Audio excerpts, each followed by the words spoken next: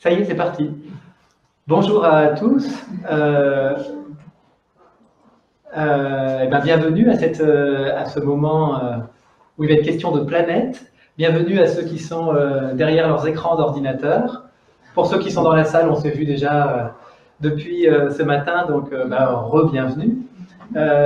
Nous ici, on a passé une bonne guidance ce matin. On est, comme peut-être certains d'entre vous derrière vos écrans, remplis de nos « je suis », remplis d'hélices aussi, de « mais » qu'on a partagé ensemble par la suite.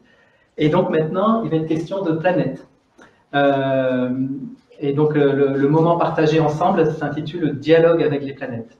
Donc c'est quelque chose que nous allons vivre en collaboration avec Marie-Odile, parce qu'on va former un duo pour ce moment, où il va être question du ciel, de ce qui se passe au-dessus de nos têtes, tant dans l'actualité présente que dans une actualité un peu plus à venir, qui va consacrer l'année 2020 et notamment le début de l'année 2020 avec des conjonctions planétaires assez importantes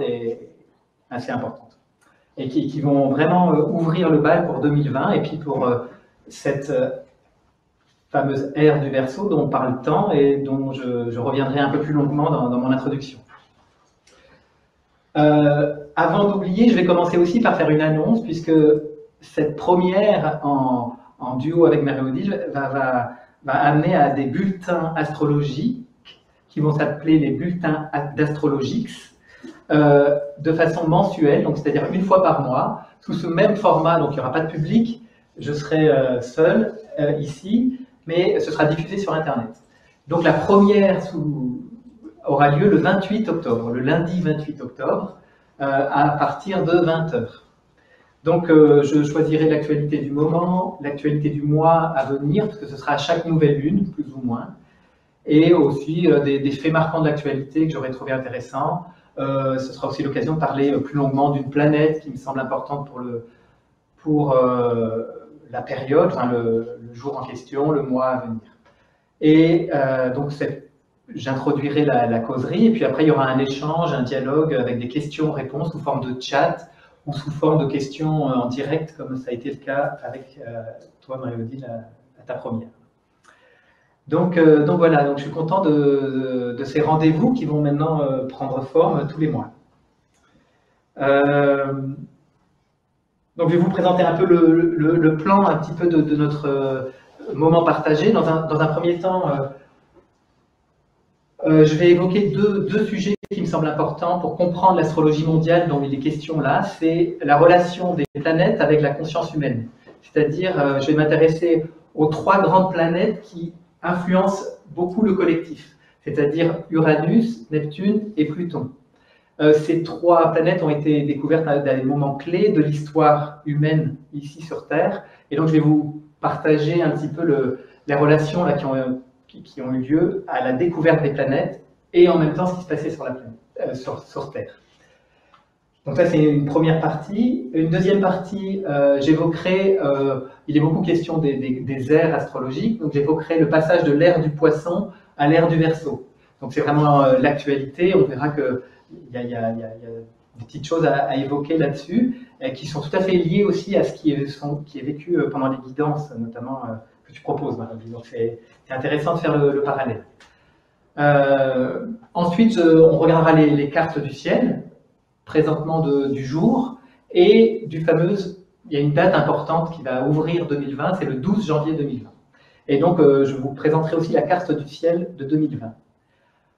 À partir de là, ça va être un peu une improvisation en direct avec ce que je pourrais dire de ce ciel et de ce que peut-être les planètes viendront nous dire à travers le canal de Marie-Odile, à travers toi, Marie-Odile. Donc voilà un petit peu pour le plan, et on finira donc par un temps de questions et de réponses, de partage, où chacun pourra poser ses questions.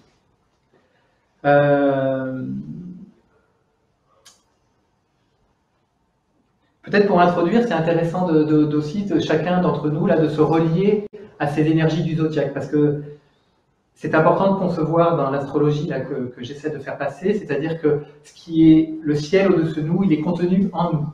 Donc ça veut dire que si là on est présent à nous-mêmes, on est aussi présent au ciel, on est aussi présent aux planètes et aux énergies du zodiaque, c'est-à-dire les signes.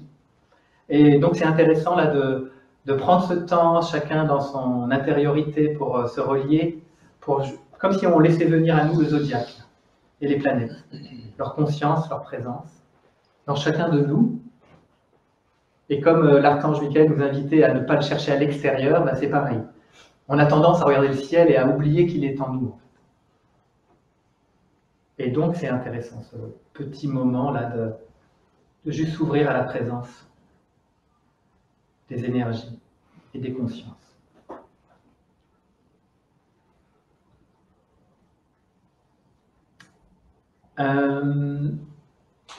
Donc voilà, maintenant que tout ça c'est en place, là. Je vais donc voilà, on va évoquer Uranus dans un premier temps, puisque c'était la première des 3 planètes dont je vais évoquer qui a été découverte, Neptune ensuite et Pluton. Donc Uranus est découvert en 1780. Je marque les dates pour faire 1781. Le 13 mars 1781. Donc découverte en 1981. Et ça coïncide sur Terre effectivement à la naissance des États-Unis, à la Révolution, on est proche à la Révolution française. Ça correspond à la fameuse phrase « liberté, fraternité, égalité », qui déjà présage l'ère du Verseau à venir dans les siècles futurs. Mais déjà l'énergie portée par Uranus, parce que c'est vraiment la planète qui est liée à l'ère du Verseau, Uranus, en 1781, déjà ces valeurs-là arrivent dans la conscience humaine. Même si elles vont mettre du temps avant de s'incarner, même si ce n'est pas encore complètement incarné, ou même si c'est... Voilà. Mais néanmoins, ça arrive dans la conscience humaine. Donc 1781, c'est vraiment un espace de révolution, d'inattendu, parce que c'était pas, les rois en place ne s'attendaient pas à ce mouvement, en France en tout cas. Donc la planète Uranus est liée à l'inattendu, à ce qui n'est pas, on ne peut pas prévoir. C'est quelque chose qui arrive de façon soudaine. Donc l'ère du Verseau aussi va fonctionner sous cette forme d'inattendu, d'imprévisible. Donc c'est intéressant, les guidances actuelles en ce moment nous disent d'être finalement de la posture, quand les choses vont bouger plus à l'extérieur, et on est déjà en train de se caler là-dessus, de retrouver la posture qui nous permettra de traverser cet inattendu lié à l'ère du Verseau. Je t'arrête juste parce que j'entends Uranus qui dit « Je ne peux agir que par surprise ». Voilà. Et donc ça, c'est tout à fait Uranus. Il agit par surprise. Il m'a surpris. Donc bienvenue Uranus. C'est plus fort que moi, je ne peux pas faire autrement. Non, c'est très bien. C'est très bien. Donc voilà, on a une illustration directe, s'il vous plaît, c'est d'Uranus et de son imprévisibilité. Donc premier point. C'est aussi l'Uranus, on l'a lié à l'élément air et à l'élément feu. C'est lié à l'éclair. Juste un exemple, par exemple, Nikola Tesla est très impliqué dans... Uranus est très important dans son thème, et on voit qu'il a développé l'électricité. Ça a été un peu sa vie de façon un peu mouvementée comme ça, et très uranienne dans son histoire. Deuxième planète importante, Neptune, découverte en 1846. 1846. Donc là, l'astrologie mondiale va mettre ça en perspective avec l'apparition, dans les années qui vont suivre, là j'ai pu regarder les dates vraiment précisément du socialisme et du communisme qui vont naître en fait. Et c'est-à-dire, il va avoir un élan de communauté qui va se manifester par, c'est une des fonctions de Neptune.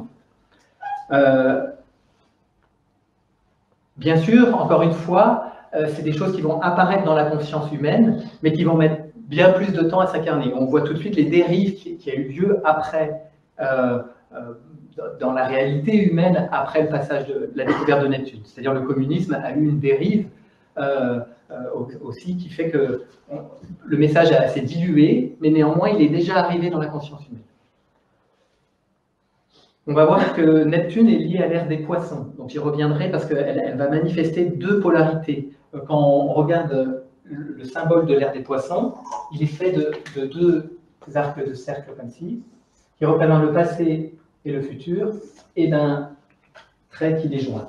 Et donc, le poisson, ce sera, dans les anciens symboles, c'est aussi deux poissons qui vont chacun dans leur sens, en fait. C'est à contre-courant.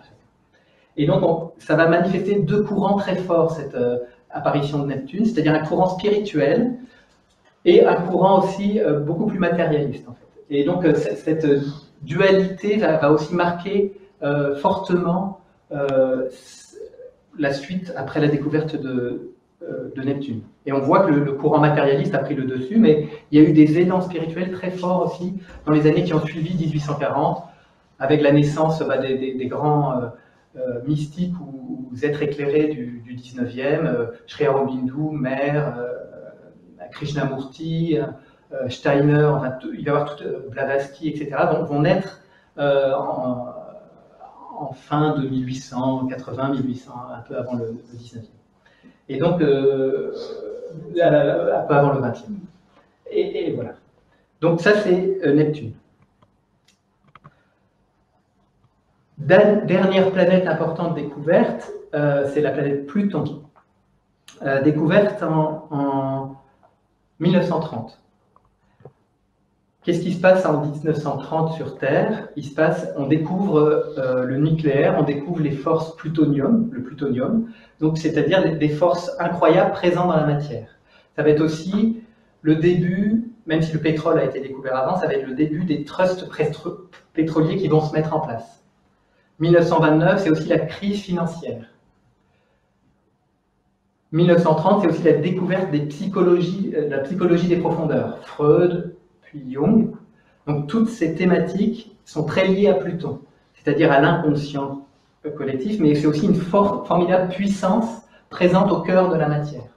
Autant Neptune, c'est une présence beaucoup plus au niveau du chakra couronne, on va dire, autant Pluton est beaucoup plus présent au cœur de la matière. Et ces deux-là, en fait, ça fonctionne un peu ensemble. Hein. Ils génèrent deux polarités en nous.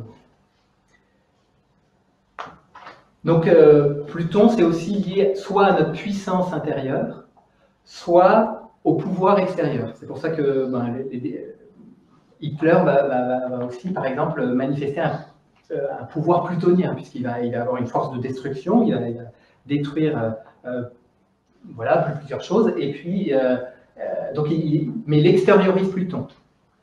Et c'est ce qui se passe avec la découverte des planètes, c'est que la révolution, par exemple, au moment d'Uranus, en 1780, on extériorise Uranus.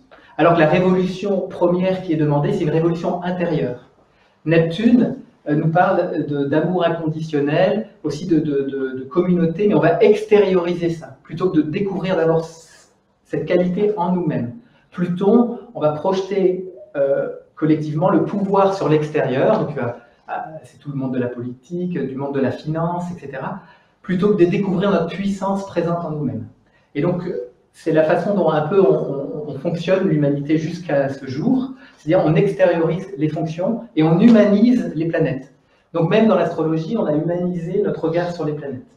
Et l'ère du Verseau va nous demander justement de lâcher ce regard pour regarder les planètes non plus de l'être humain présent, donc ce qui, voilà, ici, mais de regarder les planètes de notre être, de notre je suis. Et du coup, on ne va pas les vivre du coup de la même façon. On va être elles vont être à notre service, plutôt que de colorer leur influence de façon humaine, en fait, et à traduire leurs énergies humainement.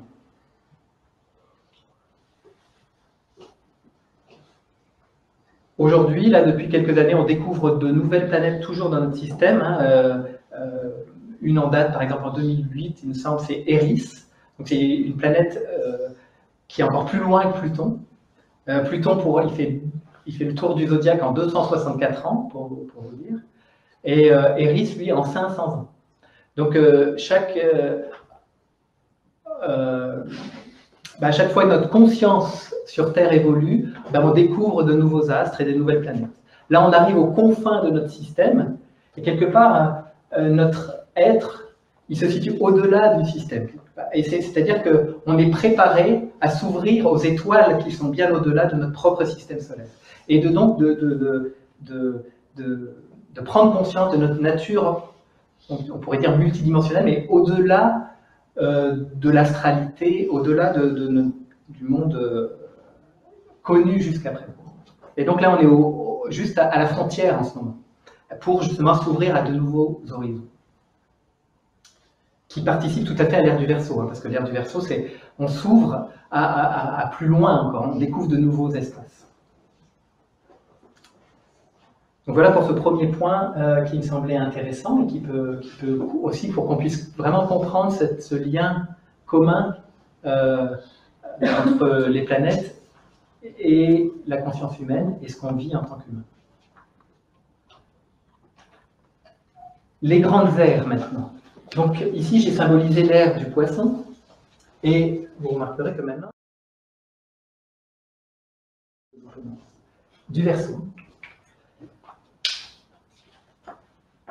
Donc le Poisson, c'est marqué quand même par, ça parle d'unité, mais c'est aussi une dualité, le Poisson.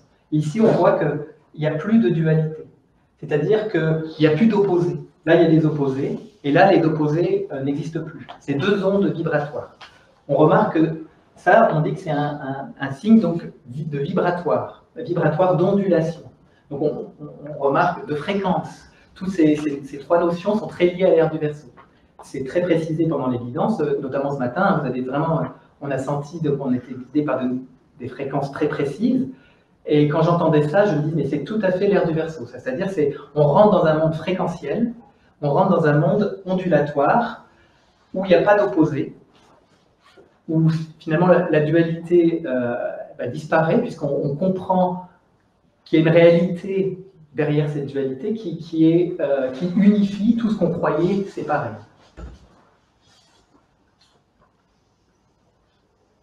Ici, on était très liés. Vous avez remarqué que le collectif a pris beaucoup part. On a pensé que le collectif allait prendre en charge l'individu. Donc ça, c'est très lié à l'ère du Verseau. Le collectif prend en charge l'individu. Pendant cette... À l'ère du Poisson. Pardon, merci. À l'ère du Poisson. Et pendant cette période de Poisson, il y a eu beaucoup aussi de mystiques qui sont apparus, depuis évidemment Jésus, mais après qui ont suivi Jésus, il y a eu beaucoup d'êtres éclairés. Donc il y a eu beaucoup d'individus portant le sacré, mais ça c'est pas vraiment... le collectif était séparé de ça, quelque part. C'était des messagers pour véhiculer un message, mais ça n'a pas pris l'ampleur du message porté dans le collectif. Puisque dans le collectif, il y avait une attente de prise en charge par un système extérieur. L'ère du Verseau est très liée à l'axe. L'astrologie fonctionne beaucoup en axe, c'est-à-dire qu'en face du Verseau, il y a le lion. Donc c'est un axe lion-Verseau. Et l'astrologie, et donc l'ère du Verseau est très liée à être un individu à part entière, très lion, au service du collectif. Ce matin, on a vraiment aussi senti cette dimension qu'on nous faisait sentir, c'est-à-dire de sentir la fraternité, mais ce n'était pas le mot qui était employé, mais que nous formions, l'assemblée que nous formions, tout en restant pleinement présent à soi-même. Et c'est toute l'ambiance de l'ère du Verseau, ça c'est de rester un lion, donc une étoile à part entière, un soleil à part entière, parmi d'autres soleils autour de soi. Et c'est-à-dire de ne pas se fondre dans l'extérieur, mais rester bien calé en soi. Donc ça, c'est des thématiques très, très ère du Verseau. Un petit mot, c'est rigolo pour les datations. J'ai regardé un peu, parce que, entre les astrologues, ils se chamaillent un peu les dates du début de l'ère du Verseau. Et pour vous dire, il y en a qui disent le début, c'est 1780, la découverte d'Uranus. Bon, effectivement, c'est pas... pourquoi pas. Et puis d'autres disent, non, mais pas du tout, c'est 2350. C'est de la marge. Ouais. Et quand on fait la moyenne des deux, ça tombe 2011, 2012, enfin 2013. Donc là, on est dans la moyenne de ce qui est proposé. Et ce qui me venait en même temps, c'est que toutes ces notions de temps ne sont pas si importantes que ça, parce que tout est réuni quelque part. Et donc, on sent bien qu'on est à l'approche d'une nouvelle ère. On voit bien nos comportements. Le Verseau, c'est aussi lié à la technologie. Donc si on extériorise, toujours pareil, si on extériorise, ça va donner beaucoup de matériel extérieur à nous. Si on intériorise l'énergie Verseau, ben, ça va être la télépathie, l'intuition, l'internet, ça va être, je sais pas, les annales akashiques, enfin, etc. Mais on va se connecter à des choses qui sont intérieures et pas du tout liées à des manifestations extérieures. D'où l'importance, en fait, parce qu'on a toujours le choix d'extérioriser les airs, on va dire, ou les planètes, ou de les intérioriser. Et d'où l'importance des collectifs qui peuvent se réunir pour intérioriser les choses, pour faire un balancier d'un monde quand même qui a tendance à nous à toujours plus de technologie, parce que l'ère du Verseau, ça pourrait être aussi l'homme augmenté, l'homme robotisé, etc. Donc c'est important de pouvoir porter une alternative à cette vision matérialiste du monde.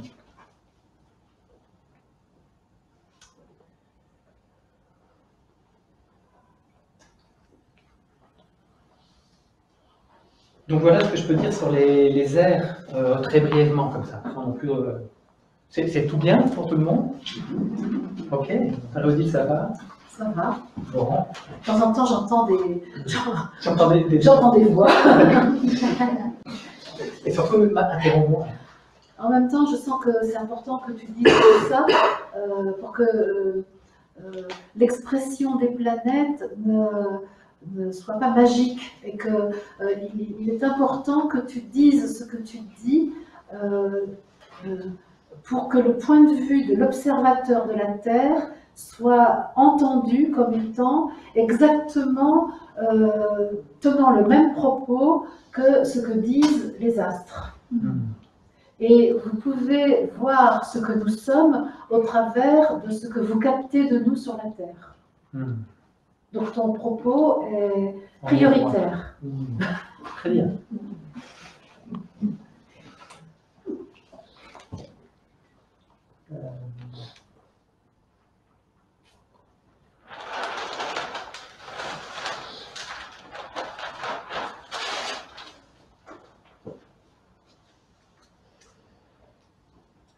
Donc voici la carte du ciel vue de Phaleron le 28 septembre 2020. J'ai déjà mis 2020 mais c'est 2019. Je vais trop vite.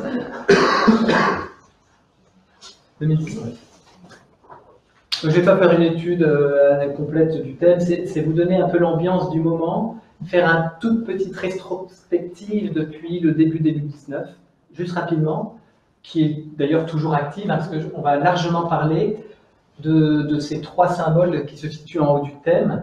Donc là, ici, on a Pluton, on a Saturne, et on appelle ce qu'on appelle ce symbole, c'est le nœud sud. Donc traduit en langage non astrologique, c'est-à-dire que le nœud sud correspond au karma, au passé. Pluton correspond aux forces d'évolution. C'est une force d'évolution, c'est lié à quelque chose de très... on l'associe au chakra racine, donc c'est vraiment une force de volonté qui est très corporelle, on va dire. Hein, ça se passe dans les cellules plutôt. Hein, c'est vraiment à ce niveau-là que ça joue. Saturne, c'est un aspect structurant, c'est aussi lié au karma. La tradition astrologique l'appelle le prince du karma, c'est-à-dire on l'associe aussi au passé. Et puisque Pluton s'est associé aux forces d'évolution, on l'associe aussi au passé. Donc il y a quelque chose ici, un trio qui forme une histoire bien au-delà de ce qu'on vit dans notre instant présent, mais c'est comme on appelle ce rendez-vous à venir en 2020, le grand tournant, parce qu'il y a un grand carrefour. Ici, depuis quelques années, 2018 puis 2019 très fortement aussi, on est amené à revisiter des vieilles mémoires, tout ce qui nous encombre encore pour passer dans cette fameuse ère du Verseau, hein, à venir. Donc de regarder tout ce qui nous a conditionnés.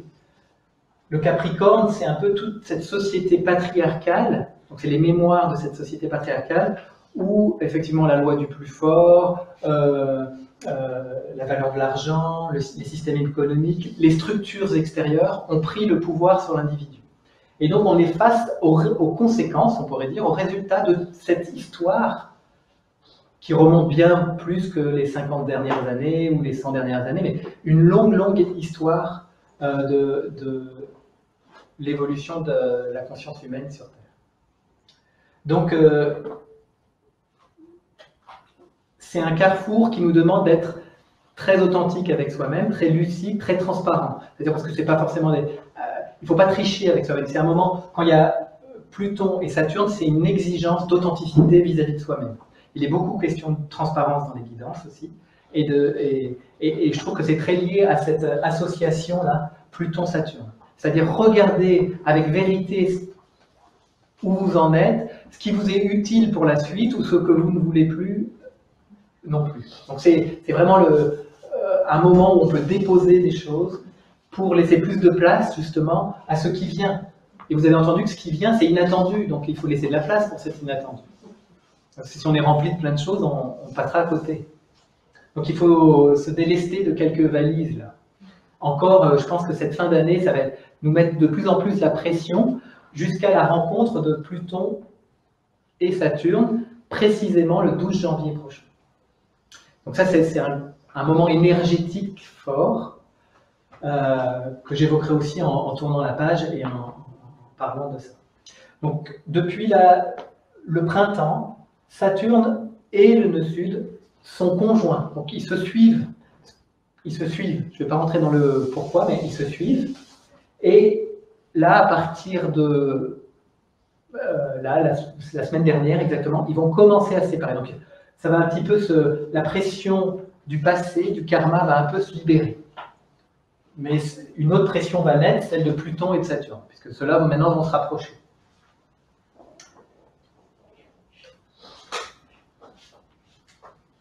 Quand on parle du karma, il faut aussi parler du dharma, c'est-à-dire plus le dharma, c'est lié à notre volonté spirituelle dans cet instant présent.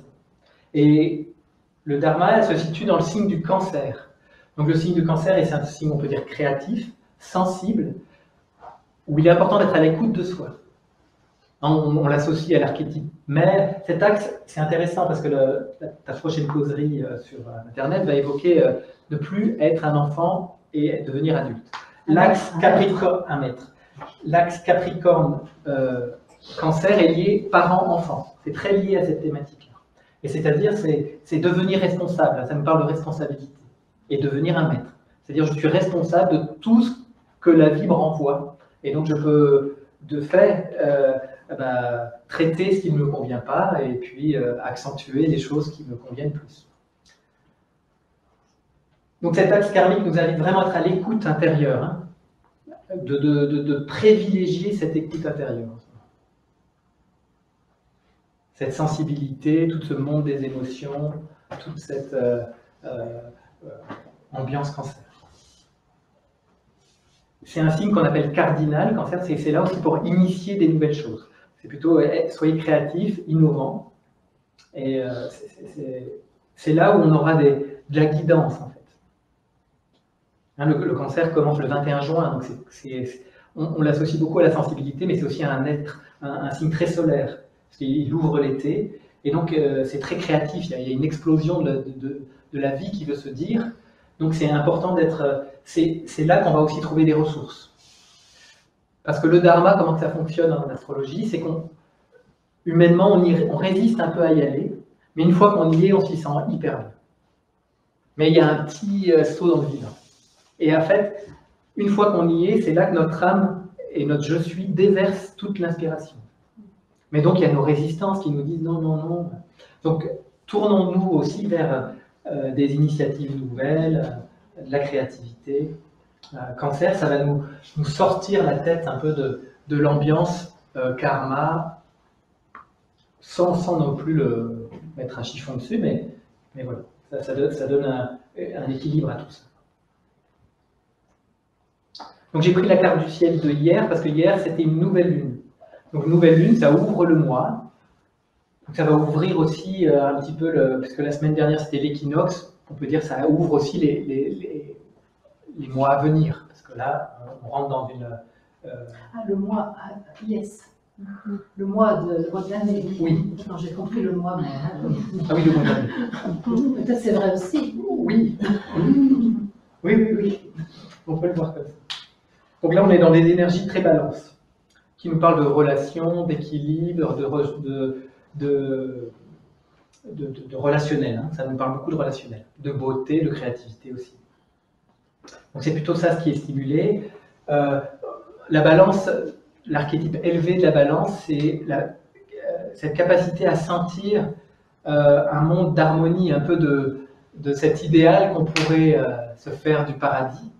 mais de le ramener vraiment sur Terre. Donc c'est des moments assez favorables pour incarner cet idéal d'harmonie du monde qu'on croit perdu, mais qui n'est pas perdu, et qui n'est pas oublié non plus. Donc c'est intéressant, parce que Vénus attire à elle des nouvelles formes. Donc les formes peuvent être vraiment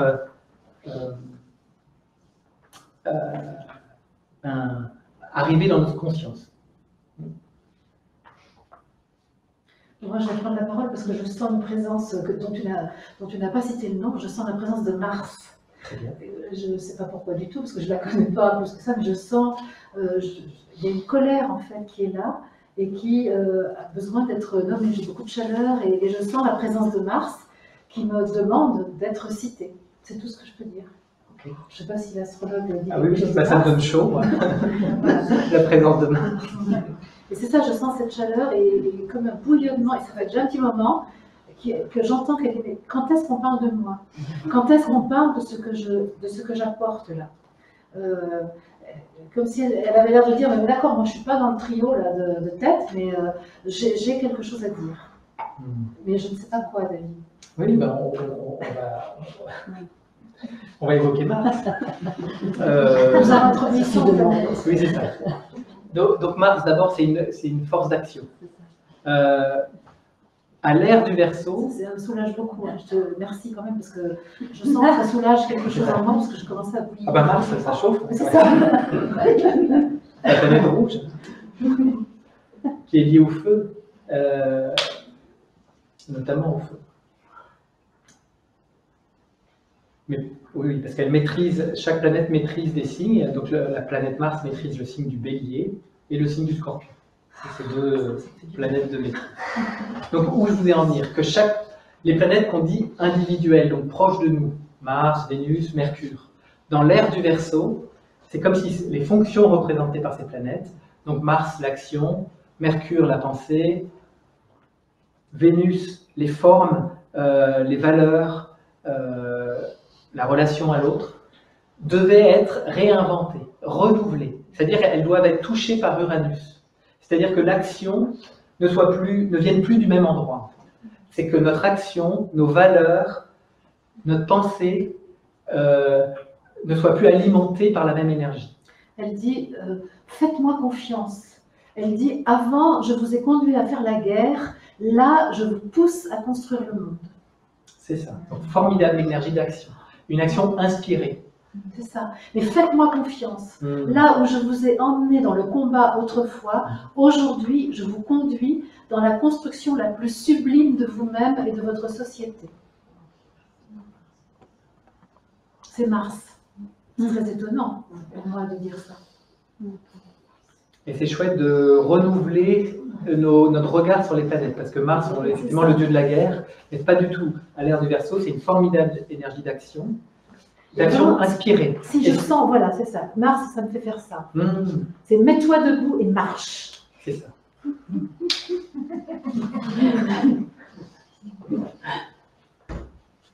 Marche et lève-toi. Oh, lève-toi et marche. Moi, j'ai pris un cube de Et Mars, c'est rigolo parce qu'il est au 28e degré. Donc, on interprète les degrés en astrologie, c'est-à-dire chaque signe est représenté par 30 degrés. Et donc là, en ce moment, il va quitter bientôt la Vierge. Il est toujours en Vierge. Et c'est un degré très inspiré. On appelle ça un degré poisson. Donc c'est un degré très relié sur le collectif, très inspiré. Et c'est une action inspirée. Et c'est très bien. Et donc Vierge, en plus, c'est très précis. Hein. C'est une action qui est alignée, qui est précise. Voilà, on ne se perd pas trop dans l'action, mais les gestes sont appliqués. Il nous dit qu'il fait alliance avec Pluton pour revoir les choses, pour revisiter les choses, pour acquérir une nouvelle perception des choses. Et que lui, il va nous aider à aller de l'avant, à quitter l'ancien pour aller vers le nouveau, et que Pluton va nous aider, ensemble, quand ils sont alliés l'un et l'autre, ils vont vraiment nous aider à nous arracher du passé pour aller vers notre avenir. Magnifique. Magnifique. Mars, on l'appelle l'octave. Bon, il ne sera peut-être pas content, mais inférieur de Pluton, mais c'est-à-dire qu'ils sont très reliés. Alors il s'en fout complètement. Non, ça c'est l'humain. Tu peux dire inférieur, c'est pas vrai du tout pour lui. C'est pas ça marche pas comme ça. C'est l'octave, c'est une autre octave de Pluton. Donc il fonctionne en octave. C'est vrai qu'il y a pas, c'est vrai qu'il y a, dans les octaves, il n'y a pas de supérieur inférieur. Non. Donc on peut dire plus basse au niveau de la tonalité, mais ça ne veut pas dire moins important. oui, c'est ça. Mais en tout cas, il fonctionne de pair. Il n'a pas de problème d'auto-reconnaissance, hein, Mars. Pas du tout. Comme ça, c'est une projection humaine sur Mars. Voilà. Par contre, il a vraiment besoin que nous, on établisse une nouvelle relation avec lui, ou avec elle, si on parle planète, parce qu'il a vraiment besoin qu'on se réconcilie avec cette puissance qu'il nous apporte, cette puissance d'action, et qu'on ait confiance en sa capacité de construction. C'est vraiment le message qu'il nous demande de passer là. C'est je vous aide à construire. Je ne suis pas une planète, un dieu destructeur, me dit-il. C'est vraiment très important de voir cette capacité à construire que nous apporte Mars aujourd'hui. Et construction, comme elle se situe aujourd'hui en Vierge, c'est une construction, et on veut une durée très inspirée, très précise, et très liée à la Terre, parce que Vierge, on ne peut pas ne pas parler de la Vierge sans parler de la Terre, parce qu'il y a des archétypes qui se marient, notamment, qui rejoignent. C'est-à-dire que notre action doit venir d'un espace vierge en nous, c'est-à-dire pas conditionné, un nouvel espace. Je peux se souvenir que moi, par exemple, je n'ai pas eu confiance dans ce que me disait Mars là, tout à l'heure, parce que j'ai maintenu, je me tenais silencieuse pour respecter la parole de David, et au fond, c'est exactement ça qu'il me reproche. J'ai incarné la manière dont les humains le voient. C'est-à-dire, non, je ne peux pas te faire confiance. Là, tu me dis qu'il faut que je parle, mais non, il faut que je me taise, il faut que je laisse l'autre parler. Et donc, en fait, j'ai, moi, incarné la manière dont l'humanité a une relation avec Mars, c'est-à-dire une relation de défiance. Et alors que là, je crois qu'en lui donnant la parole, en fait, je participe à la transformation, et nous participons ensemble à cette transformation de la perception de Mars. Tout à fait. Ça fait écho un peu à ce qui était dit ce matin dans la guidance, entre le fait de laisser la morale et de s'appuyer plus sur le discernement. Exactement. Exactement. C'est revisiter tous nos repères. C'est très michaélique, ça, en ce jour. Ah oui, tout à fait. C'est un Mars michaélique. Oui, c'est ça. Oui, tout à fait.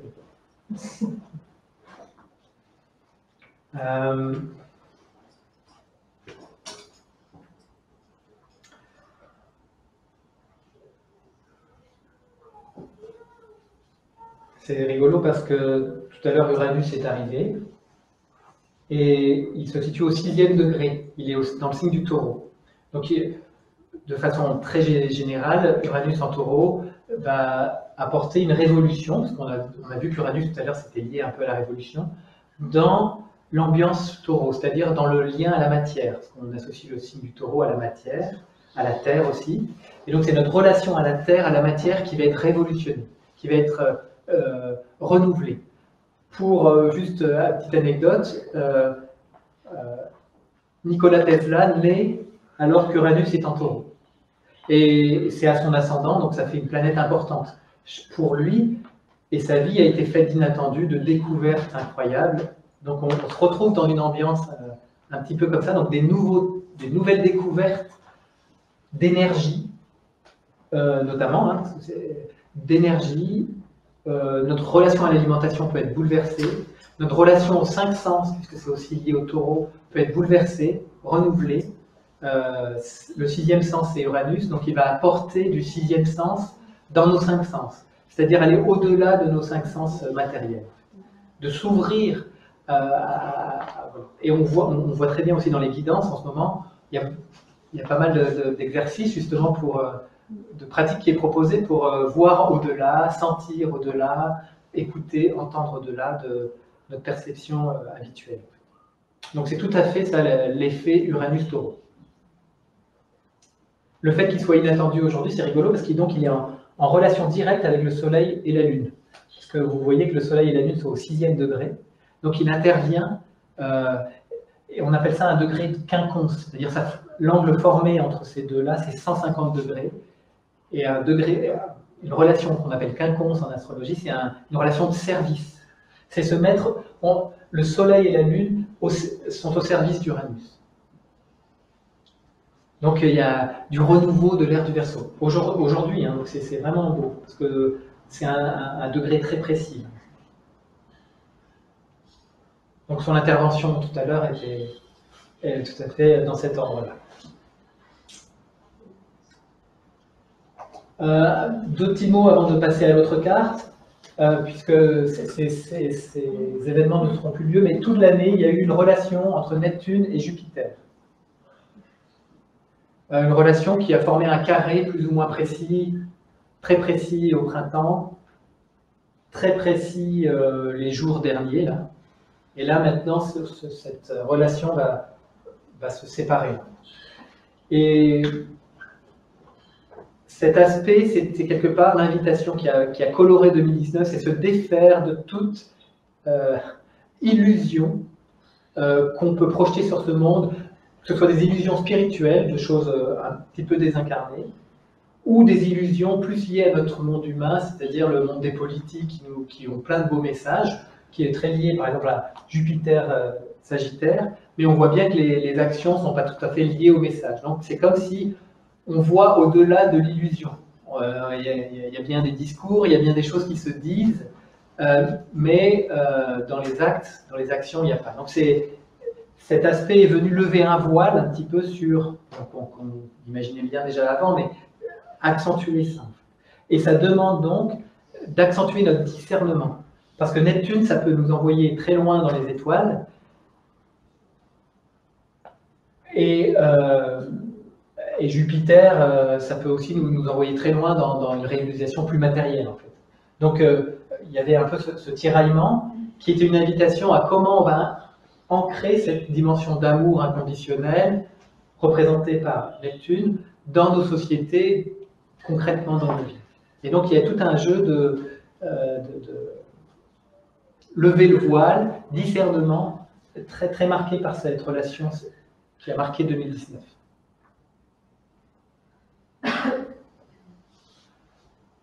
Les deux disent que finalement elles se sont bien entendues là, que malgré des identités d'apparence opposée, notre relation a été féconde pour l'humanité. Il y a une entente cordiale qui s'est produite entre donc, ces deux planètes. Hein, donc tu dis Jupiter et Neptune. Et que c'est un peu surprenant pour les humains de voir une entente possible entre ces deux énergies. Parce que, a priori, pour vous, nos énergies sont opposées, sont en tension.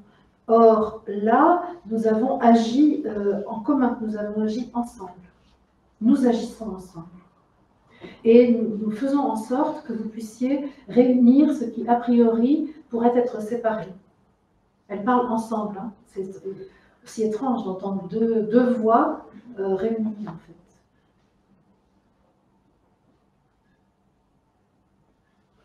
Et elles disent qu'elles ont établi un pacte de solidarité pour nous épargner les effets de balancier, matière, esprit, possession, amour, des choses comme ça.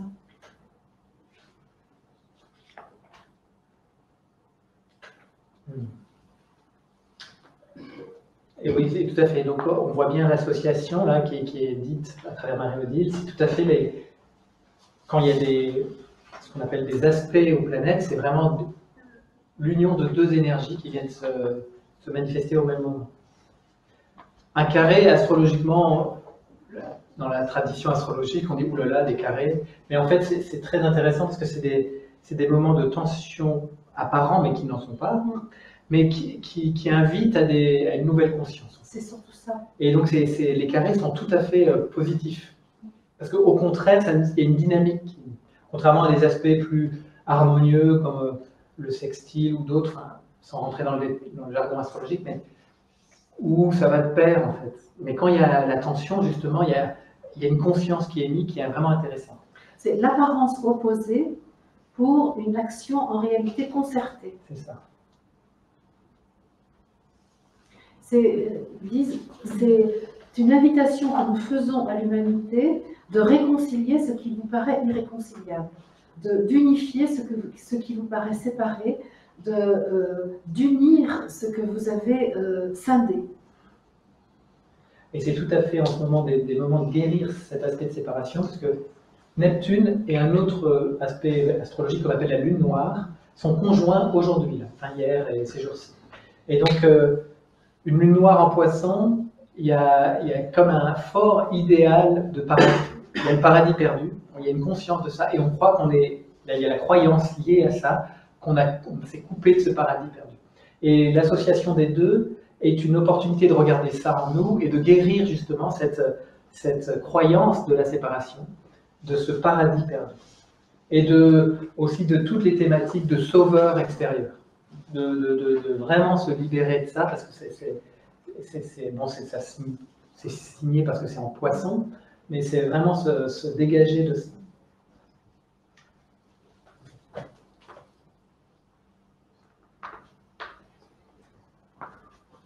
Et Jupiter, on l'attache beaucoup à une planète sociale, mais c'est aussi une planète très spirituelle. C'est aussi le guide spirituel. Hein. Donc elle est très puissante en ce moment puisqu'elle est dans son signe de prédilection, qui est le Sagittaire. Et donc, il y a un fort désir d'ouverture, d'expansion, de découverte de nouveaux territoires, très liés au Sagittaire. Ouvrir notre conscience. Comprendre les lois qui animent le vivant.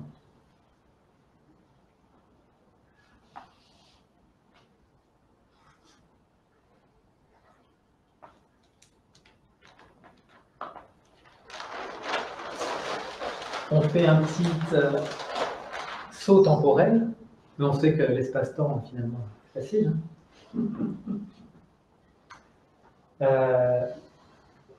Pour notre conscience, de faire ces sauts. Donc on se retrouve le 12 janvier 2020, la carte est vue du ciel de Paris. Donc on va voir que si vous avez un peu en mémoire, les planètes ont avancé, notamment qu'est-ce qui a avancé? Mars, qui était en Vierge, se retrouve en Sagittaire.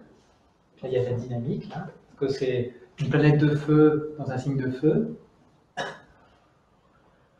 Jupiter a changé de signe, il était en Sagittaire, et il va changer au mois d'octobre-novembre, novembre, et il rentre dans le signe du Capricorne. Donc changement d'ambiance, parce que Jupiter amène vraiment des énergies un peu globales. Et le fait qu'il rentre en Capricorne, ça parle de sérieux pour lui. Il y a quelque chose de...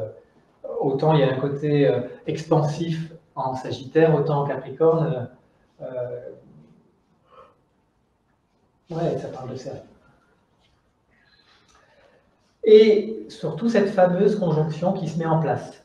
Donc c'est-à-dire que Saturne et Pluton qui était distant, qui est distant en ce moment, se rejoint précisément ce 12 janvier. Au même endroit dans lequel il y aura le Soleil, il y aura Mercure et il y aura Cérès. Cérès. Hier, je n'ai pas arrêté de dire Cérès comme le Porto et on a rigolé autour de ça. Donc c'est Cérès. Cérès qui est aussi lié à Déméter. Donc très lié à l'archétype Terre, très en lien avec les énergies de la Terre. Cérès, elle est très liée aussi à Pluton. Donc le fait qu'elle se retrouve là dans le même degré que Pluton ce jour précis, ça forme encore une alliance détonnante. Hein, parce que Cérès, dans la mythologie, c'est la belle-mère de Pluton. Donc voilà, c'est pas ça.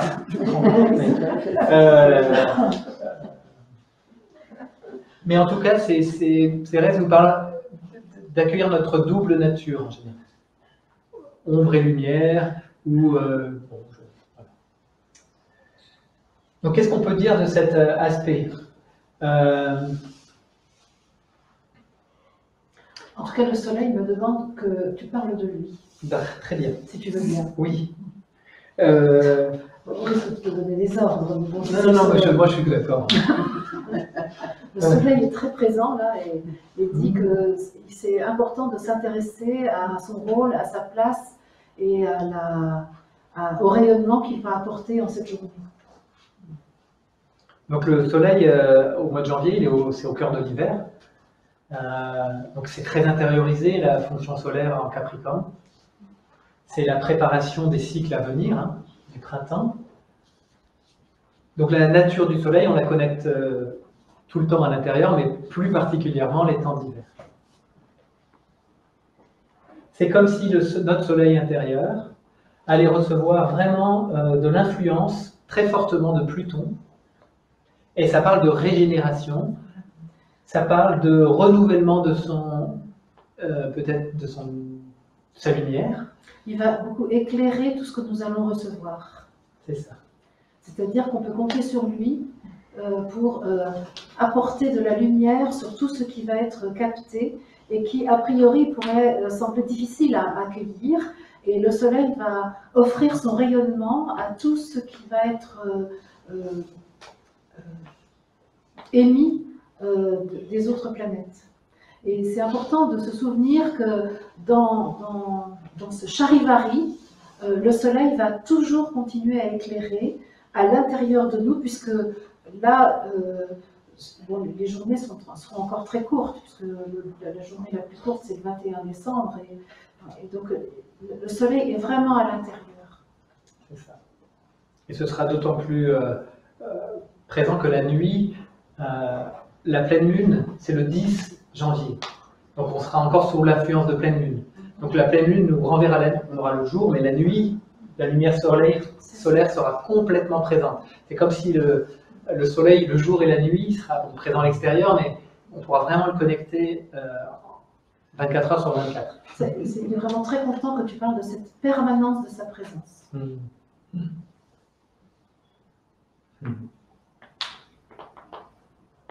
Notre système cognitif va être bousculé parce que Mercure est là. Donc Mercure il va se prendre un coup de Pluton. Non, ils sont un coup, ils sont sympas, ils font très bien. Mais en tout cas, ça va venir un petit peu probablement agiter notre système cognitif.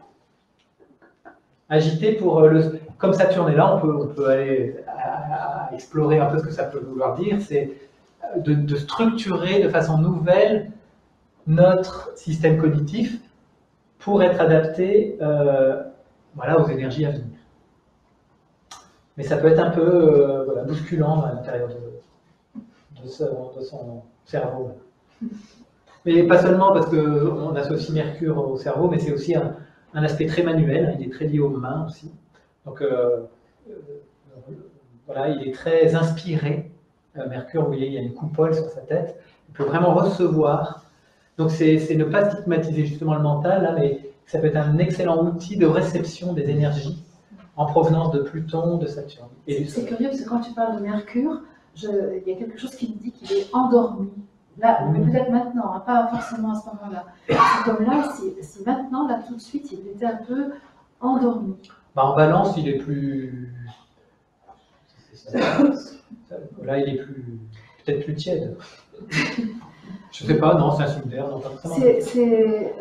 Il dit que là, pour l'instant, il est dans un régime un peu faible dans ce qu'il émet.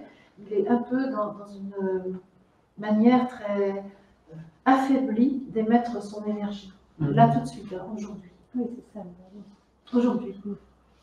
C'est peut-être en lien avec ce que tu disais sur ces planètes qui vont avoir une nouvelle réalisation à partir de l'ère du... Et moi, je fais du lien avec la guidance de ce matin où il était question de remodeler un petit peu la matière grise du cerveau.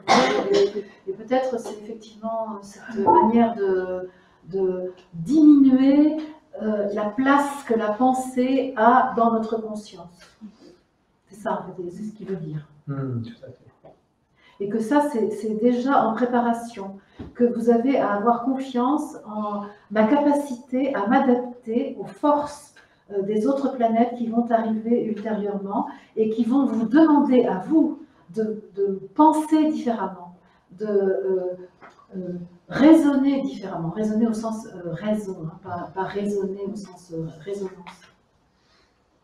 Et il dit, vous pouvez compter sur moi pour que je vous aide à vous adapter à la nouvelle manière de penser qui vous est demandé pour votre évolution. Je serai un de vos alliés, je ne me maintiendrai pas dans la forme ancienne, je vous accompagnerai dans la pensée nouvelle.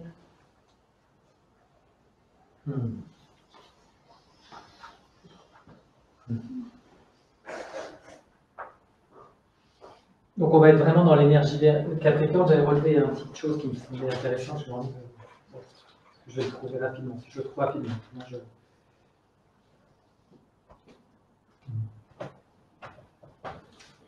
Parce qu'il m'a semblé intéressant, j'ai relevé cette phrase qui était intéressante, qui était liée au Capricorne, donc on va être très lié dans le Capricorne. Et on associe aussi le Capricorne aux deux JC, c'est-à-dire Jules César et Jésus-Christ. Et c'est-à-dire au pouvoir politique temporel, Jules César, et Jésus-Christ, le royaume n'est pas de ce monde. Et donc il y a quelque chose comme un positionnement, si par rapport à ces deux royaumes, en fait, enfin à ces deux JC. Justement. Et donc il y a quelque chose là qui va être activé de cet archétype un peu lié au Capricorne. Je trouve que ça a été intéressant à noter.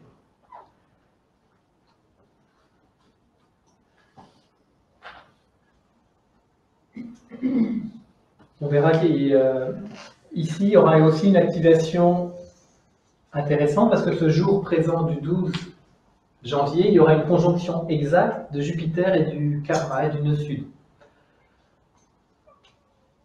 Je ne sais pas trop, je pense que c'est guérir, c'est une opportunité en même temps que de guérison, que Jupiter en astrologie on l'appelle aussi le grand bénéfique, là où il vient apaiser quelque chose. Et donc il y a peut-être une guérison, encore si besoin est, du karma, une mise en lumière, peut-être aussi de ne pas tout jeter dans notre histoire. Il y a des choses qui sont bonnes à garder pour le futur. Enfin, il y a quelque chose à peut-être. C'est lié, je crois, au manque, d'après ce que je comprends. Il y a quelque chose de l'histoire de l'humanité lié au manque qui peut se résoudre là. C'est-à-dire quelque chose de l'abondance absolue qui peut être contactée. C'est ça vraiment ce qu'il apporte comme résolution. Je suis l'abondance. Je suis l'abondance sous toutes ses formes.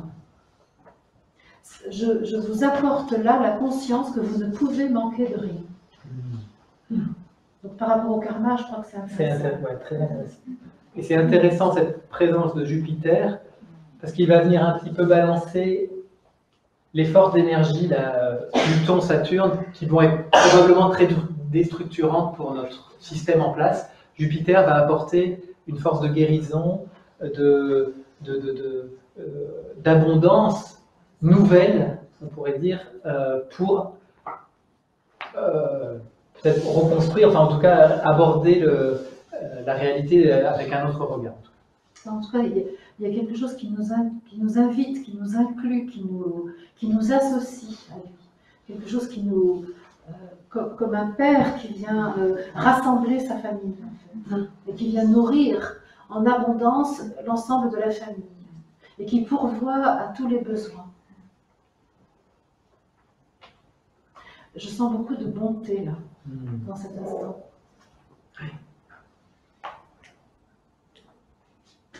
Et c'est beau que tu utilises l'énergie Père qui te guide, parce que autant le Capricorne c'est l'énergie Père, Jupiter aussi, il y a Père dedans, il y a eu des guidances justement intéressantes sur Jupiter, c'était retrouver le repère à l'intérieur de soi. C'est-à-dire on a extériorisé Jupiter à l'extérieur à travers nos structures sociales, le président, les pouvoirs politiques extérieurs, et Jupiter a, lors d'une guidance, invité à reconnecter ça en nous.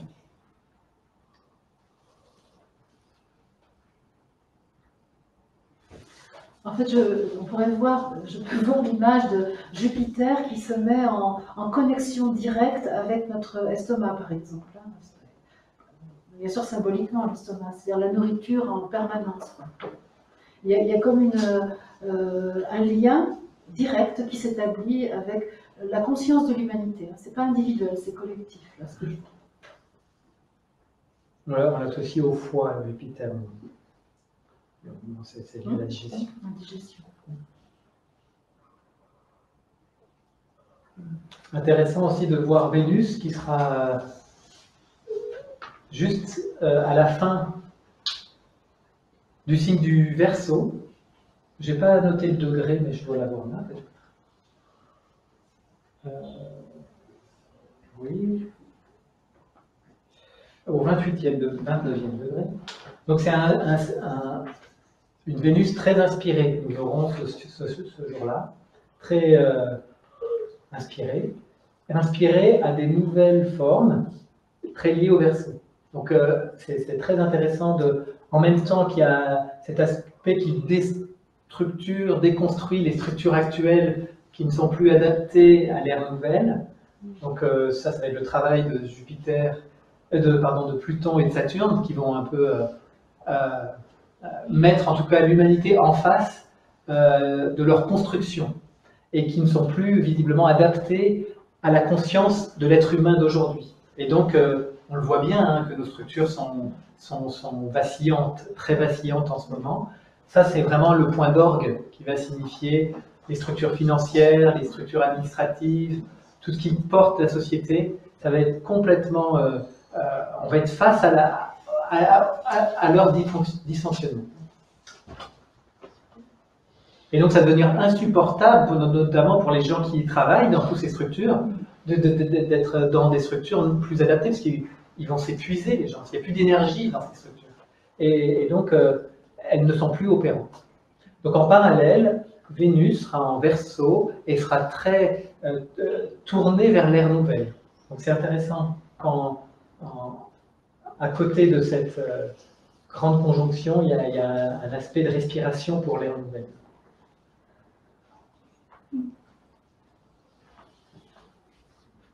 Autant la Vénus de l'ère du Verseau humanisée, c'était l'amour idéalisé. Autant la Vénus ère du Verseau, ça va être un amour beaucoup plus altruiste, c'est-à-dire de coopération et de... voilà.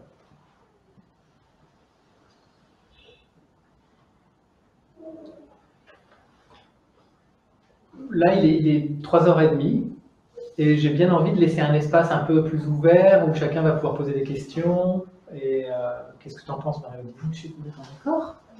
Bon. J'avais une question pour du Dharma, en fait. Oui. Sur cette carte du 12 janvier. Qu'est-ce qu'il en est, en fait, du Dharma? Alors, qu'est-ce qu'il en est? Eh bien, il est toujours en Cancer. Hein, ces axes-là, ils changent de signe tous les années et demie. 1 an et demi, à peu près. Donc, au courant 2000... Et il a la particularité de tourner à l'inverse des planètes. Donc, le Dharma va passer bientôt au courant 2020 en Gémeaux. Donc là, il sera toujours en Cancer. Donc, qu'est-ce qu'on peut dire de lui de plus que je n'ai dit là? Toujours tourné vers l'écoute intérieure, la créativité.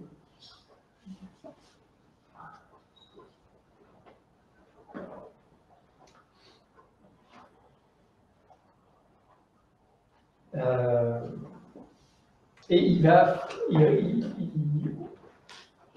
et c'est intéressant parce qu'il sera donc, puisque Jupiter est avec le karma, là, il est conjoint, ce qui fait que Jupiter est opposé au Dharma. C'est-à-dire que Jupiter va nous donner de l'information sur le Dharma. Le fait de cette opposition, ça va venir booster nos inspirations pour pas à venir. C'est vrai que j'ai tendance à dire le Dharma c'est à venir, mais c'est plutôt nos inspirations pour le présent, pour incarner l'avenir, mais pour le présent. Donc ça va être plutôt... moi je trouve que cette période, il faudra vraiment essayer d'être, pour ceux qui portent un peu la nouvelle conscience, enfin qui sont d'accord, d'être vraiment à l'écoute de ce qui se passe en eux. C'est des périodes très riches, je pense, intérieurement sur le vécu intérieur. Et le début d'année va vraiment ouvrir tout 2020. Donc ces énergies, même si ça va se séparer, ça va s'inscrire pour toute l'année. Je posais la question parce que je suis Cancer, ascendant Cancer, donc c'est un signe quand même qui... Ah ben, oui, de fait de ton signe, tu es très impacté aussi par ce qui se passe en Capricorne, puisque ça s'oppose. Donc tout ça, c'est Ouais, c'est être à l'écoute de ce qui se passe. Parce que c'est un grand, ça peut être du chamboulement. Ouais. C'est la chambre de vibration. En évoquant ça, donc voilà. Mais ouais. Ça me brasse un peu là. Mais voilà. Par exemple, si le dharma passe sur ton soleil, ben c'est vraiment pose des actes pour ton soleil intérieur. C'est favorable pour ça. Moi, je n'interviens pas trop pour canaliser les planètes, mais pour plutôt dire que pour moi, le dharma, c'est vraiment le projet que le je suis se donne en s'incarnant sur la Terre. Et que ce projet, on n'attend pas d'être à la veille de notre mort pour l'accomplir. On l'accomplit depuis les premiers jours de notre naissance, en fait. Et que, effectivement, le dharma, là, à cet endroit, comme partout d'ailleurs, mais il nous invite peut-être plus particulièrement à nous engager pour cette mission, pour ce pourquoi nous sommes venus. Mais ça, c'est quelque chose qui est tous les jours, quelle que soit la place du dharma. Et en fait, à chaque fois que le dharma passe dans une constellation, peut-être alors on reçoit une aide particulière pour justement mettre en œuvre cette mission, pour accomplir ce projet que nous sommes venus faire sur la Terre. Et profitons de chaque fois où nous passons dans notre dharma passe dans un signe pour recevoir les énergies propres à ce signe. Peut-être le message que moi j'ai envie de donner, c'est n'attendez à demain. Et pour collectivement, parce qu'on a tous notre dharma dans un signe particulier qui n'est pas représenté par ici, puisque là c'est collectivement. Et collectivement, puisque c'est lié au cancer, on peut faire passer de l'enfant blessé à l'enfant libre. Enfin, vraiment, il y a quelque chose de changer de changer de fréquence par rapport à ça. C'est-à-dire de ne plus être des enfants blessés, mais incarner quelque chose de libre de l'enfant, libéré de ses blessures, voilà. Et tout en étant un parent responsable par rapport à cette énergie créative qu'on a, parce qu'on en a la responsabilité.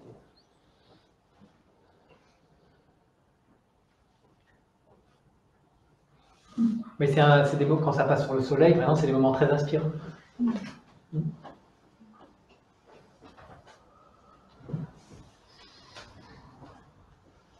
Merci Michel. D'autres questions?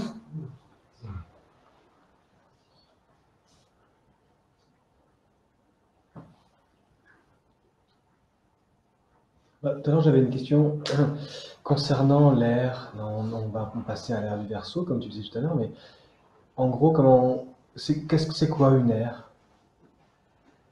Alors, pour comprendre l'air, comment en astrologie, comment elle se manifeste,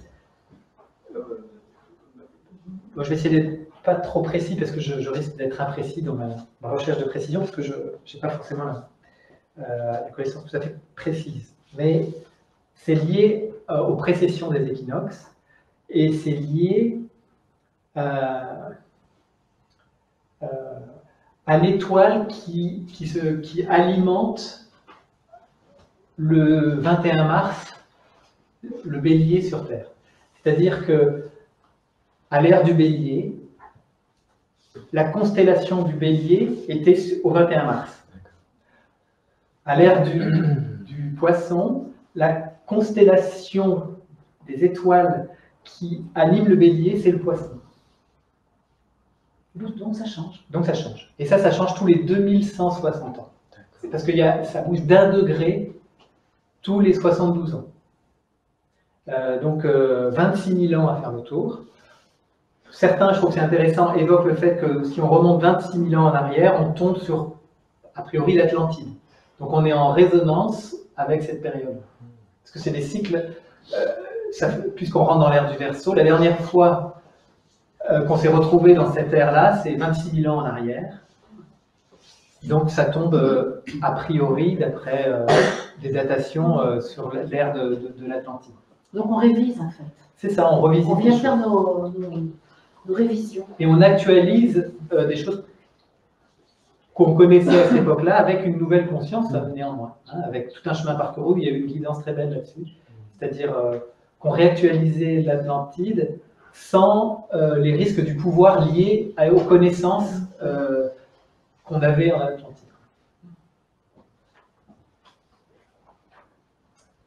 Donc voilà pour les airs. Après, il y a, bon, là, il y a beaucoup de points de vue différents en astrologie, mais je trouve c'est quand même... Parce que, donc un mot, les signes du zodiaque ici ne sont pas liés aux constellations dans le ciel, c'est ce qu'on appelle l'astrologie tropicale, elle est liée à ce qui se passe sur Terre, aux saisons. Le 21 mars, c'est le début, c'est le bélier, après le 21 juin, c'est le cancer, etc., etc. Et on fixe ce zodiaque-là par rapport à ce qui se passe sur Terre. Il y a une autre astrologie qui s'appelle astrologie sidérale, et qui, elle, son point de vue, c'est ce qui se passe à partir d'étoiles dans le ciel. Et donc, pour eux, actuellement, puisqu'on est en Vierge, on est encore qu'en Lion, etc. Donc, mais, peu importe, c'est juste des points de vue différents. Oui, de là où on observe le ciel. Exactement. Notre conscience, là, dans cette astrologie-là, c'est ce qui se passe sur la Terre. Ce qui me semble intéressant de noter que pour cette nouvelle ère, on pourrait dire que, je l'ai évoqué tout de suite en introduction, pour moi, le zodiaque sert quelque part, une fois qu'on le maîtrise, on comprend les énergies du zodiaque, on en sort quelque part pour le vivre différemment. C'est-à-dire qu'on va piloter ces énergies, ces consciences qu'on contient à partir de notre maîtrise, à partir de notre être. Et donc, c'est différent comme posture. Le zodiaque, ce n'est pas une finalité, c'est un moyen d'accéder à une nouvelle conscience de nous-mêmes.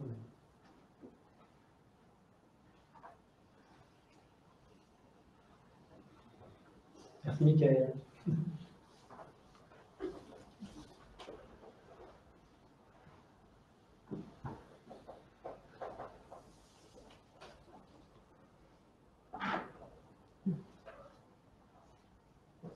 Moi, je voulais juste avoir les coordonnées de ton site pour voir. Ah, tout à fait. Moi. Oui, alors pour les émissions qui seront mensuelles, donc à partir du 28 octobre, la première à 20h, ça se fait de la même façon sur le même site qu'ont lieu les guidances, c'est-à-dire tvjc.tv, puisque ce sera sur la branche TV, tvjc.tv. Et là, on trouvera voilà. Et il y a donc le planning des interventions, des directs, et c'est déjà en ligne d'ailleurs. Par ailleurs, j'ai un site internet personnel qui s'appelle sacréreliance.com où évidemment je double l'information et je mets en ligne l'actualité.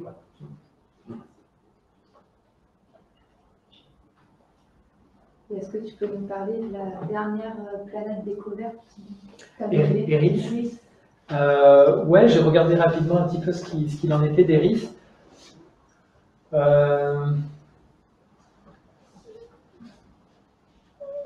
C'est des planètes qui sont, on l'appelle vraiment, c'est une guerrière dans la mythologie, Eris. Je ne sais plus trop l'histoire, mais je sais qu'elle est guerrière. Elle est là pour détruire, mais elle est liée au chaos et elle est liée donc à changer de forme. Elle vient apporter un renouveau. Donc elle arrive en 2008, donc c'est tout récent sa découverte. Mais on voit bien qu'on est à un moment chaotique, mais voyons-la non pas comme une méchante guerrière, mais comme quelqu'un qui vient renouveler, une conscience qui vient renouveler ce qui n'est plus adapté à l'ère nouvelle. Elle dit il faut bien du courage pour abandonner les formes anciennes, me voilà. Donc elle se situe, ce qui est quand même rigolo d'Eris, elle se situe dans le signe du Bélier. Et j'ai noté ça sur le signe du président d'Emmanuel Macron, elle est conjointe à son karma. Eris est conjointe au karma. Donc on n'interprète pas forcément Eris dans les thèmes individuels, sauf lorsqu'elle signe un point particulier du thème. Ce qui est le cas c'est qu'il est très lié karmiquement à cet aspect-là. Donc il porte un sacré karma quand même. Et voilà, c'est lui qui s'y colle à quelque chose de très chaotique et de très Voilà. Mais bon, donc, juste pour information. Donc c'est en bélier, c'est des énergies très feu, hein, donc ça brasse, hein, ça va être assez puissant, je pense. Et elle va rester en bélier encore assez longtemps, hein, je pense, jusqu'en 2050. Et le bélier parle de nouvelles formes. Hein. C'est un signe de renouveau, le bélier. Il sort du poisson. Donc, le poisson, c'est l'espace de tous les possibles. Le bélier, il sort de cet espace-là, donc on renouvelle les formes. Je voudrais dire quelque chose sur le karma. Hein. Le mot est parfois connoté de sanction, punition, et pour moi, pas du tout. Hein. Le karma, c'est vraiment quelque chose qu'on choisit volontairement quand on s'incarne. C'est-à-dire que nous choisissons notre karma en fonction du projet que nous avons, de notre contribution à l'évolution de la conscience, de l'humanité et de la Terre. C'est surtout important de ne pas voir le karma comme quelque chose que l'on subit, mais nous sommes le maître de notre karma. Si je me mets du point de vue de je suis, je peux voir comment j'ai choisi tous les paramètres de mon existence, tous les chantiers que j'ai à mener, je les ai choisis du point de vue de je suis. Ça n'est pas quelque chose, c'est pas une punition de quelque chose que j'ai fait de mal. Et ça, c'est quand même très important. Et par exemple, par rapport aux traditions orientalistes, hein, où on dit on va se libérer du karma, pour moi, par exemple, c'est tout à fait l'inverse. Hein. C'est une vraie joie de prendre en charge du karma, puisque c'est ma contribution à l'évolution de la Terre et de l'humanité. Donc vraiment, ça c'est quelque chose justement qu'il faut, pour moi, les planètes nous aident beaucoup à revoir ces concepts et à sortir de cette croyance que nous sommes punis de quelque chose. C'est vrai, j'ai vraiment envie de dire ça quand on parle du karma. Parce qu'on a vraiment tout organisé. Ce schéma-là est vraiment magnifique, hein, fait par Myriam, que je salue, qui nous regarde. Puisque ici, on voit bien que l'organisateur, l'être, le je suis, qu'on peut l'appeler, il se situe au-delà des planètes et il s'est appuyé sur tout le système solaire pour construire son expérience terrestre. Et donc, c'est vraiment intéressant de comprendre qu'on est l'organisateur de tout. Et de le voir ainsi, on ne le subit plus, mais du coup, on en a les ressources aussi pour l'incarner pleinement, le traverser, ce qui a transformé, etc. Et s'en réjouir. Et s'en réjouir. Et c'est joyeux. L'ère nouvelle parle beaucoup de joie. Là. Parce que dans le monde de la dualité, on a eu l'habitude de dire le dharma c'est vachement bien et le karma c'est pas bien. C'est vraiment lié. Je prends des paramètres pour mon incarnation, donc je construis mon karma en fonction de mon dharma. C'est le projet que j'ai en venant sur la Terre qui va faire que je choisis un certain nombre d'aspects de mon corps, de ma personnalité, de mon histoire, et que je prends en charge un certain nombre de dossiers qui vont concerner le collectif, mais qui me concernent aussi. Bien entendu que je viens aussi mettre de l'amour là où j'en ai pas mis avant, mais c'est pas que ça le karma. Ça n'est pas une punition, ça n'est pas quelque chose, c'est pas parce que bon, on appelle la loi de cause à effet hein, en Orient, mais ça parce que nous on parle de karma, on emploie le mot oriental, mais peut-être qu'on pourrait trouver un autre mot que karma qui serait déconnecté de son côté punitif. Et vraiment, je nous invite là à sortir de toute façon de la notion de la faute. Ça, c'est un de mes grands dadas. Hein. C'est clair que ça. C'est très lié à ce qui se passe en poisson. Avec Lune noire, Neptune, poisson, c'est vraiment sortir de cette croyance que j'ai fauté. Déjà, la loi de cause et d'effet n'est pas forcément négative. Il y a aussi ce qu'on envoie de bon nous revient en bon aussi. Mais tu sais, je te l'ai dit tout à l'heure, pour moi, il n'y a ni bon ni mauvais. Oui, c'est vrai. Eh ben voilà. Et c'est ça, sortir de la dualité. Non, mais se sentir, je veux dire, relié à un sentiment de faute, c'est là où je dis, si on agit pour être au meilleur et on soit le meilleur en échange. C'est quoi le meilleur? Bah, oui, mais pourquoi faute alors? En fait, c'est notre vision humaine qui nous donne ce repère de bien et de mal, de bon et de mauvais, de meilleur et de pire. En réalité, il y a des expériences et il y a les fruits que nous récoltons de ces expériences. Voilà. Et ces fruits-là, ils sont amers ou ils sont doux. Et c'est nous qui décidons de l'amertume et de la douceur. C'est nous qui décidons de continuer à cultiver les fruits doux et de laisser les fruits amers, ou bien qui décidons de continuer à cultiver les fruits amers et de délaisser les fruits doux. C'est vraiment l'expérience que nous sommes venus faire, c'est celle-là. Mais si nous continuons de dire cela a été bien ou cela a été mal, nous ne pouvons pas sortir de la dualité. Le pire et le meilleur sont la même chose. C'est vraiment, il y a un balancier pire-meilleur, et pour moi, l'évolution de la conscience nous invite à nous mettre au-dessus du balancier. Et à ce moment-là, il n'y a plus de pire et de meilleur, il y a l'énergie que nous mettons en œuvre dans l'action, et il y a les résultats de l'action. Et nous sommes, nous, c'est nous qui percevons la qualité du résultat. C'est nous qui décidons si oui ou non c'est fécond ou c'est stérile. Si ça contribue à l'évolution ou si ça freine l'évolution. C'est ce que j'appelais le bon et le meilleur, c'est en fait le fécond et le stérile. Ça revient un peu au même, non? Je vois ton attachement au fait qu'il y a quelque chose de bien et quelque chose de mal. Mais c'est ok aussi. C'est difficile de croire que rien n'est bon et rien n'est mauvais. C'est difficile. Mais que c'est toi qui décides. En fait, pour toi, c'est bon ou c'est mauvais. Mais c'est pas dans l'absolu, il n'y a ni bon ni mauvais. C'est toi le maître qui décide de la qualité de ce que tu vis. Et c'est ça, en fait, sortir de la notion du bien et du mal. C'est de dire, c'est moi qui décide. Mais c'est pas moi qui décide pour prendre le pouvoir sur les autres. C'est moi qui décide parce que j'ai la responsabilité de l'expérience que je vis.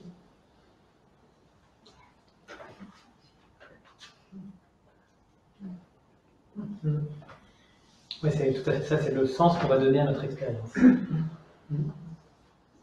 Un peu perturbé, une novice.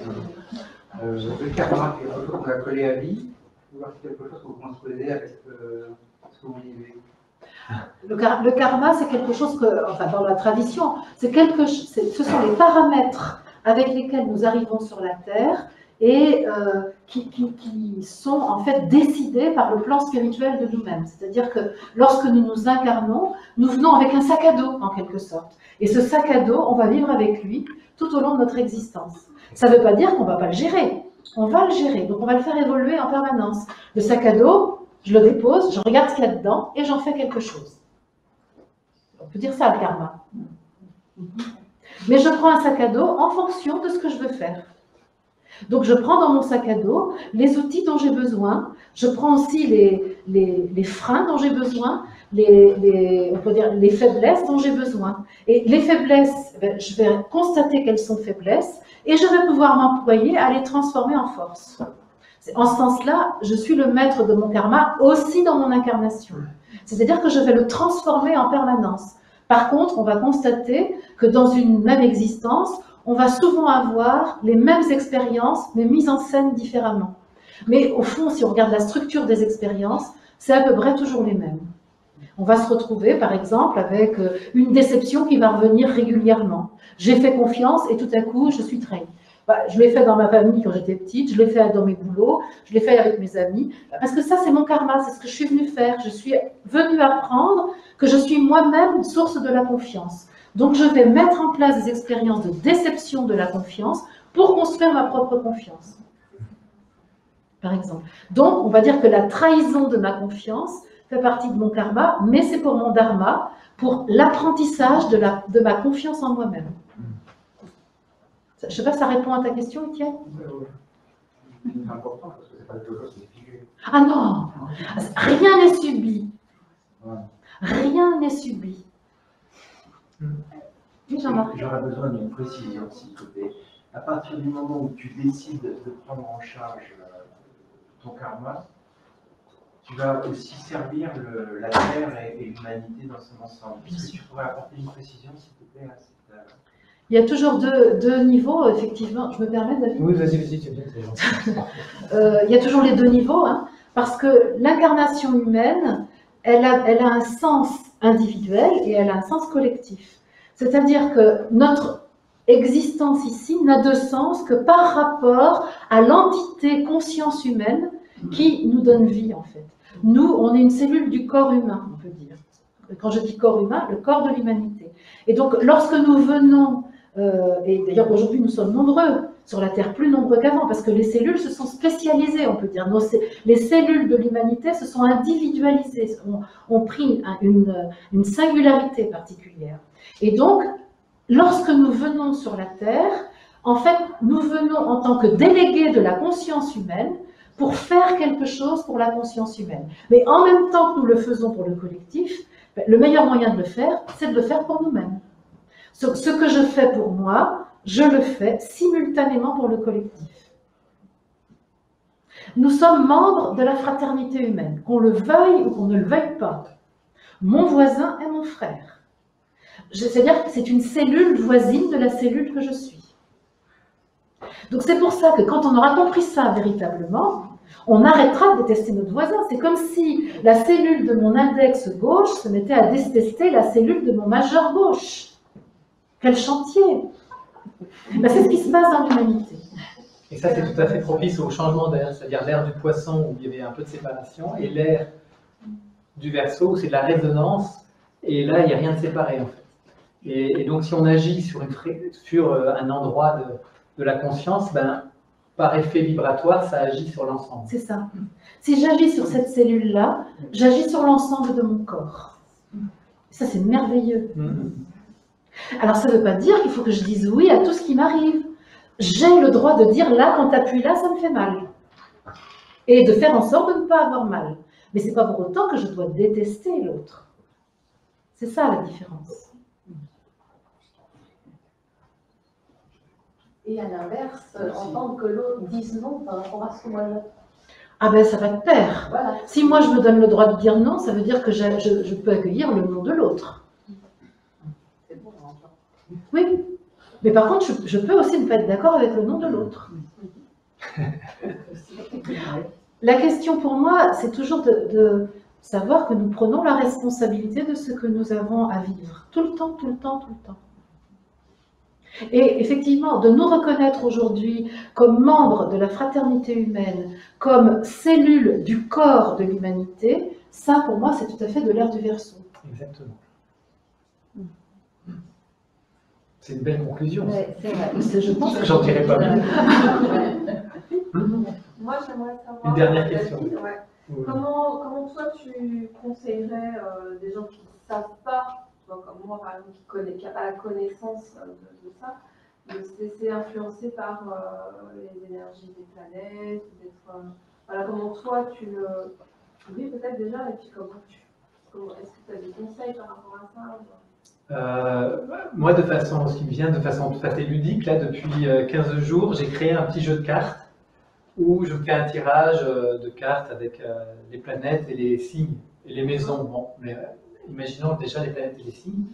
Et c'est un bon moyen ludique de rentrer en relation avec une planète dans un quotidien, dans une semaine, si on se fait le tirage pour la semaine. Et de voir justement Uranus, tiens, comment elle va se manifester. Et à partir du moment où c'est ma carte du jour ou de la semaine, eh ben, je vais rentrer en relation avec cette conscience d'Uranus à ma façon, c'est-à-dire telle que moi je le vis. Et parce qu'Uranus, il y a autant de façons de le vivre que d'être humain, et comme toutes les planètes. Et donc ça peut être un moyen assez ludique de regarder ça. Par exemple, moi c'est un peu comme ça que je fonctionne pour sortir aussi de l'étude un peu traditionnelle de la planète, et je pense que c'est plus lié à l'ère du Verseau, ça. Et c'était très beau parce que j'ai lancé mon activité d'astrologie en janvier, et en février, je passais 4-5 jours avec Marie-Odile à l'Olivry, où on a travaillé sur les planètes, mais de façon tout à fait subtile et comme ça, et ça a été une grande porte pour aborder justement l'astrologie de façon un peu nouvelle. Et chez moi, c'est pas évident parce que je viens plutôt mon karma, c'est plutôt le monde de la connaissance, du savoir. Donc, il y a des modes opératoires un peu traditionnels qui résistent encore parfois, alors que j'ai un autre côté qui, c'est vachement des tendances de dire il y a juste à ouvrir sa conscience et puis à écouter ce qui se passe. Et donc je commence un peu à m'ouvrir de plus en plus. Comme j'en fais mon activité, je suis intéressé aussi par ce qui se fait de façon plus traditionnelle, mais de faire un mariage des deux et surtout permettre au plus grand nombre de pouvoir le vivre aussi simplement sans passer par la complexité de l'astrologie un peu traditionnelle. Et pour compléter la réponse, parce que moi j'y connais rien en astrologie, et justement quelle n'a pas été ma surprise lorsque David était là, de m'entendre canaliser les planètes. Et bien entendu, je n'aurais jamais cru un seul mot de ce que je recevais s'il n'y avait pas eu la validation de David. Et ça aussi, je crois que c'est très air du Verseau, c'est-à-dire qu'on a deux innocents là qui sont là, et qui tout à coup mettent leur ignorance et leur innocence ensemble, et quelque chose arrive. Et donc, on peut se dire, tiens, mais quelle est la planète qui me parle aujourd'hui? Tu te mets en réception, et tu te dis, tiens, ben, j'entends ça. Tiens, ça pourrait bien être quelle planète, ça? Quitte même à aller voir dans un bouquin d'astrologie ou sur Internet, ou même pas savoir, mais peu importe. Moi, ça m'arrive souvent de demander à David, dis donc, mais qu'est-ce qu'il y a? Et je me rends compte, je suis obéissante aux planètes. J'aime bien dire ça, je suis obéissante aux planètes. Donc, je reçois vraiment très facilement leur énergie. Mais dans ta question ou ta réponse, tu dois savoir au moins le rôle de la planète. Tu n'as pas besoin de savoir. Ah ben quand ça s'est passé la première non, fois. Non, Marie-Odile n'avait pas de connaissances astrologiques et donc. Non, mais toi, tu connais le rôle de chaque planète. Oui, justement, c'est ça qui a validé. Et toi, tu ne savais pas. Absolument. Moi, je recevais l'information, je recevais la vibration, et je disais à David, il me disait, mais c'est exactement Neptune. Mais moi, ce que tu canalises, toi, c'est. Mais toi aussi? Oui. Ah, attendez là, on va se quitter là-dessus parce qu'il est 4 heures. Il va être 4 heures. Et Donc, ben, j'aurai un mot de clôture à faire, mais. Voilà, on va se quitter là-dessus. Tout le monde canalise. La canalisation, ça n'est rien d'autre que l'ouverture de la conscience au monde de l'esprit qui est à l'intérieur de nous. Mais tu sais, je suis une vierge. Hein. Je te laisse finir, David, alors. Oui, c'est pour remercier le public en présence, remercier aussi les auditeurs du web, remercier Jean-Claude pour l'aspect technique qui était super. Hein, j'imagine, on ne sait pas, mais on n'a pas eu le retour en tout cas disant que c'était pas bien. Donc ça c'est fait. De suivre sur le site tvjc.tv ou .radio l'actualité, les prochains directs. Le prochain direct sous ce format télé, ce sera Marie-Odile 18. Le 18 octobre. Vendredi 18 octobre, sur le thème, vous l'avez compris, cessez d'être un enfant, devenir un maître. Je crois que ça s'appelle comme ça. Arrêtez d'être un enfant, devenir un maître. J'expliquerai pourquoi on tient tant à rester un enfant. Et pourquoi c'est possible d'arrêter ça. 18 octobre. Donc sous forme de chat, chacun pourra poser des questions, etc. Et donc, en ce qui me concerne, ce sera le 28 octobre prochain à 20h. C'est un lundi. Voilà, donc vous retrouvez toutes les informations sur mon site aussi, sacréreliance.com. Je pratique aussi l'astrologie pour des thèmes individuels, donc si vous êtes intéressé... Quelqu'un qui fait de la consultation individuelle. N'hésitez pas à prendre contact avec moi, ça peut être aussi un biais. Et puis, voilà, je suis content de ce moment partagé ensemble. Et puis, à bientôt pour les prochaines news du ciel. Merci à tous, au revoir. Merci.